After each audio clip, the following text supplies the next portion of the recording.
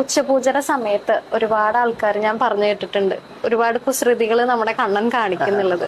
അപ്പൊ അങ്ങേക്ക് എന്തെങ്കിലും അതുപോലെയുള്ള അനുഭവങ്ങൾ ഉണ്ടായിട്ടുണ്ടോ? നേരം വൈകി, നട തുറക്കാൻ നേരം വൈകി, അങ്ങനെ എന്തെങ്കിലുമൊക്കെ? ഉച്ചപൂജയുടെ സമയത്ത് അലങ്കാരം ചാർത്തണ സമയത്ത് ഇങ്ങനെ കിങ്ങിണി വീഴുക, അരമണി വീഴുക എന്നൊക്കെ പറഞ്ഞു കേട്ടിട്ടുണ്ട്. അല്ല, ഓരോരുത്തർക്കും ഓരോരോ അനുഭവങ്ങളാണ്, പലർക്കും പല അനുഭവങ്ങളാണ് ഉണ്ടാവുക. എനിക്ക് ആ സമയത്ത് അനുഭവങ്ങൾ അതല്ല, എനിക്ക് അത്താഴപൂജ സമയത്ത് ഒന്ന് രണ്ട് ഗുരുവായൂരപ്പൻ കളിപ്പിക്കലാണ് പ്രധാനമായിട്ട് എനിക്ക് ഓർമ്മവരുണ്ട്. ഒന്ന്, തലേ ദിവസത്തെ ഈ തിലകങ്ങളൊക്കെ എടുത്തു വെക്കും.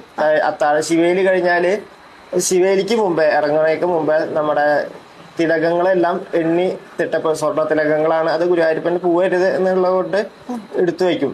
പക്ഷെ ഒരു ദിവസം ഒക്കെ എടുത്തു വെച്ച് നോക്കുമ്പോ ഒരു ചെവിപ്പൂവ് മാത്രം, ഒരെണ്ണം ചെവിപ്പൂവ് ഉണ്ട്, രണ്ട് ചെവിപ്പൂവ് വയ്ക്കും, അത് ഒരെണ്ണം കുറവ് കാണാണ്ട്.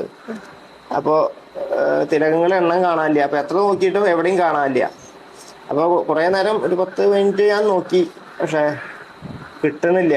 അപ്പൊ ഈ ശിവേലിക്ക് അവിടെ കാത്തു നിൽക്കുകയാണ്. അപ്പൊ ഇനി വൈകരുത് വിചാരിച്ചിട്ട് ഞാൻ ശിവേലിക്ക് പോയി. പിന്നെ നോക്കാം, അല്ലെങ്കിൽ എന്താ വേണ്ടിച്ച് എന്തെങ്കിലും ചെയ്യാം എന്ന് വിചാരിച്ചിട്ട് പോയി. പിറ്റേ ദിവസം അന്ന് രാത്രി എനിക്ക് ഉറക്കം ഇത് എവിടെ പോയി എന്നുള്ള ഒരു ചിന്ത ഉള്ളതുകൊണ്ട് നോക്കിയില്ല.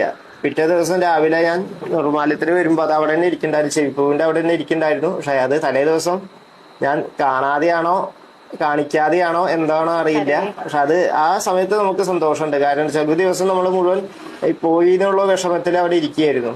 അല്ലെങ്കിൽ എന്തെങ്കിലും പ്രതിവിധികൾ ചെയ്യേണ്ട, ഗുരുവായൂരപ്പന്റെ ഒരു തിലകല്ലേ പോയേക്കണ. അപ്പൊ പോയി എന്ന് വിചാരിച്ചിട്ട്, പക്ഷെ പോയിട്ടില്ല.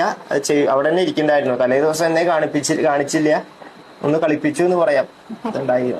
അങ്ങനെയാണ്. പിന്നെ ഉച്ചപൂജയ്ക്ക് നമ്മള് ചിലത് ചാർത്തണമെന്ന് വിചാരിച്ചു വരുമ്പോ ചില നിമിത്തങ്ങളായിട്ട്, അതായത് വേറെ ഏതെങ്കിലും രൂപം ചാർത്താൻ വേണ്ടി വിചാരിച്ചപ്പോ, അതേപോലെ 1-2 ദിവസങ്ങളില് ഒരാള് ഈ ഭാര്യമാര് അവര് താമര വിരി ആയിട്ട് കൊണ്ടുവന്നു. അപ്പൊ അത് ഗുരുവായൂരപ്പനായിട്ട് തോന്നിച്ചായിരിക്കും, ചതുർഭാഗമായിട്ടോ അല്ലെങ്കിൽ താമര എന്തെങ്കിലും രൂപത്തിൽ വേണമെന്ന് വിചാരിച്ചിട്ട്. അപ്പൊ അങ്ങനെ ഞാൻ 1-2 കിലോ ഇതേപോലെ ചതുർഭാഗമായിട്ട് അങ്ങനെ ചാർത്തി.